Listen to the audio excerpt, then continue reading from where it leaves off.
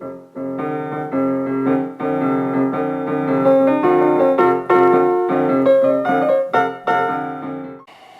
this point, I'd like to introduce our guest for today, Northern Virginia transportation expert Rob Whitfield. Rob has lived in Fairfax County since 1977. He has been actively involved in analyzing transportation and land use policy and projects in the county, having attended more than 2,500 meetings on these subjects over the past 35 years. Since 1987, Rob has served on the Committee for Dulles, including 19 years as a member of the community's board. Welcome, Rob. Thank you. Glad you can join us here today, and we look forward to profiting from your wisdom. So I'd like to start out talking just generally about transportation basics. All of us living in Northern Virginia have experienced terrible road congestion. Congestion that contributes to car accidents, excessively long commuting times, and severe and even often emotional driver frustration. So from your standpoint, Rob, as an expert, what are the main transportation issues facing Fairfax County? Well, the Washington metro area as a whole has enjoyed enormous growth in employment and prosperity over the last 50 years. If you consider back in 1963, the Capital Beltway had not yet been completed. Washington Dulles Airport had just opened, and metro rail system was still in planning.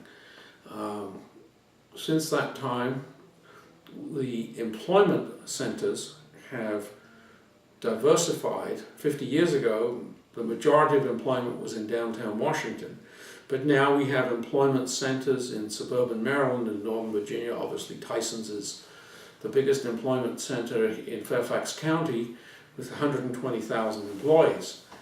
And so, of course, all those employees are commuters. And over 90% of commuting in Northern Virginia is done with automobiles. And depending on the further out you go, the fewer people can use transit, because basically transit only works in high-density areas such as Washington, D.C., Alexandria, and Arlington County. Outside the Beltway is where 80% of the population and employment growth has occurred in the last 25 years, and that's where it's projected to continue growing most rapidly. So, whereas inside the Beltway, population densities exceed 6,000 people per square mile and are suitable for heavy rail transit, outside the Capital Beltway, population densities are typically in the range of 1,500 to 2,500, and in places like Reston, 4,000 per square mile. Those are most suited for bus transit, not for rail transit.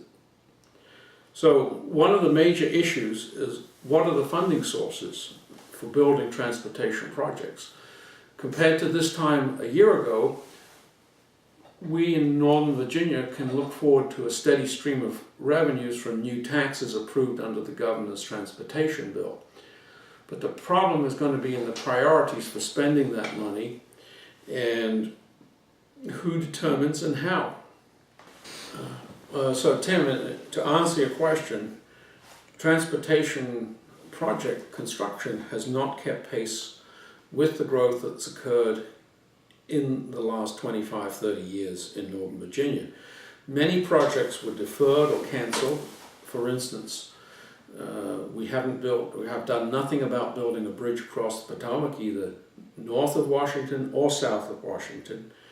And right now, great controversy is about the Bi-County Parkway in western Prince William and Loudoun County. The reality is we're going to need projects like that in the coming decades. We may not need them right now today, but we will need them in the future. So the second major problem is funding sources. We had no new funding for transportation, either transit or highways, since the 1980s. The gasoline tax has been used as a primary source for federal highway projects. The rate has been at 18.4 cents since almost 20 years. And in Virginia, we had kept the gasoline tax fixed also since 1986, until this year's General Assembly undertook major revisions of transportation funding sources.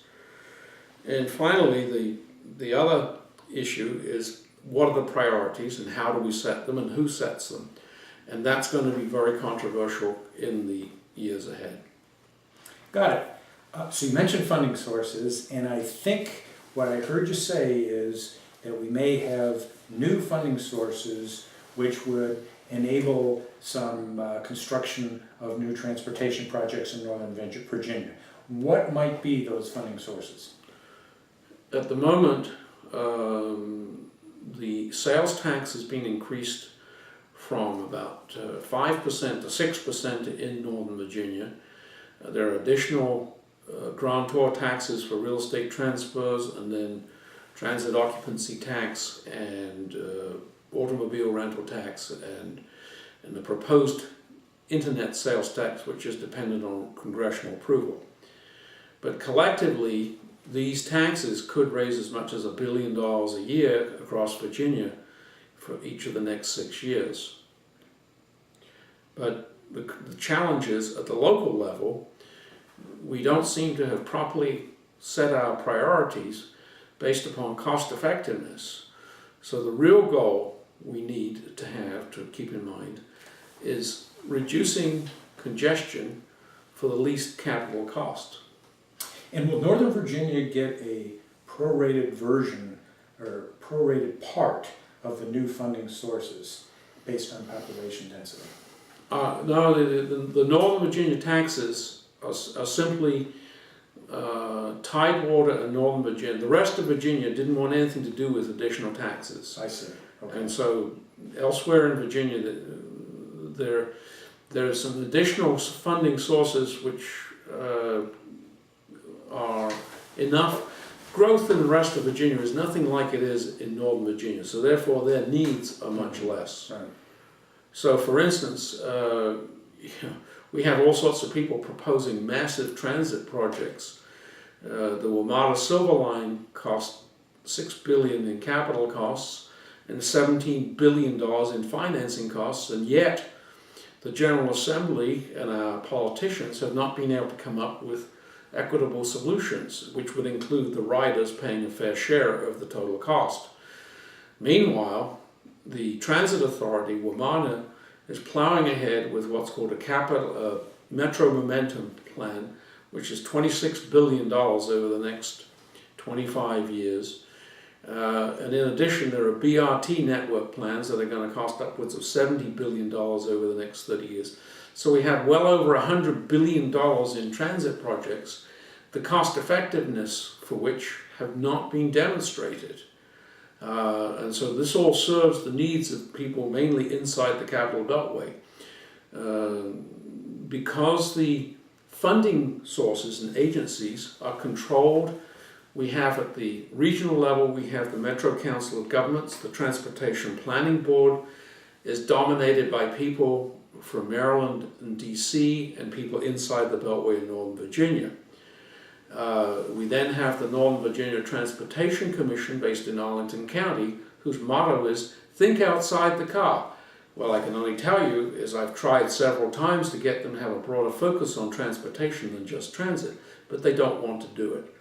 And then finally we have this Northern Virginia Transportation Authority, which has got the power to spend this new tax money, and they too have excessively focused on transit rather than highway improvements, most of which have been long delayed.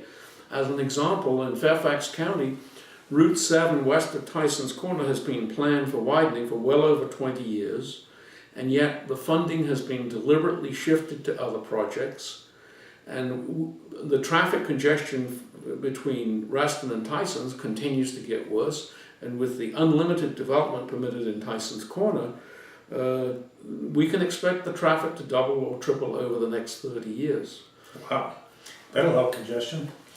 And similarly, the County Parkway, which is a main artery that only thanks to Till Hazel that we have today, that will need, and it was built mostly in the 1980s and 1990s, That too will need significant improvement, but the Fairfax County Department of Transportation has repeatedly delayed doing anything tangible to help improve present traffic congestion problems. So I think what I hear you saying is that we have funding sources that will provide funding in the coming years, and so there will be opportunities for transportation projects, but the real challenge now will be determining how best to spend those funds, and that we have competing interests in that area for the expenditure of the transportation funds. But I think it's also fair to say that $300 million a year is only partial part of the solution, and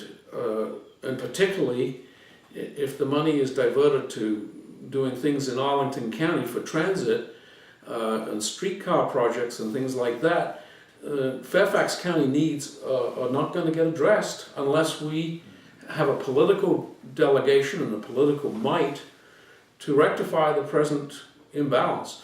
To show you the contrast, Prince William County has funded well over 400, close to 500 million in bonds to improve mostly their local roads in the last decade alone.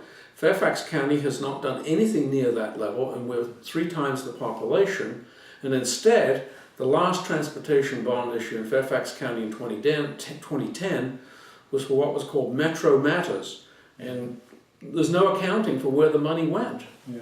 So it would seem to me, with money being available and different people with different ideas on projects, it would be smart for Fairfax County residents who have to face this congestion problem on a regular basis to take an interest and ensure that we spend that money in a way that will be best for Fairfax County. Well, it's not only take an interest, people have to show up at these meetings. There are all sorts of transportation meetings. A couple of them are coming up in the coming week. October 22nd is when VDOT has its 6-year plan public hearing. That's the time for people to come out and show the Commonwealth Transportation Board that more highways are needed in Northern Virginia. Excellent. Good. All right. So before we let you go, what we're going to wring out of you is, what do you feel are the best positions that Fairfax County should take on these various transportation issues, or at least that you would advocate that they take? Unfortunately, I don't think that the current Board of Supervisors takes this problem seriously. They complain about a lack of money, but they use the money for the wrong priorities. The only way we can rectify this is being involved both at the community level in supervisor districts and at public hearings of the Board of Supervisors. One of their plans right now is called a countywide transit system plan, which they call for high quality transit. Well, what do we call WMATA? Low quality transit? It's like the disproportionate, in Tyson's Corner alone, transportation planning, they're talking about a grid network of streets that be $2 billion alone. And they have instituted a service tax for Tyson's Corner property owners. It's not very popular.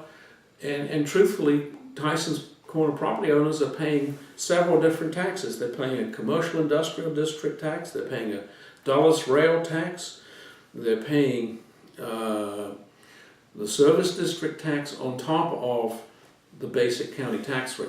So there's a limit to how much taxes can be raised.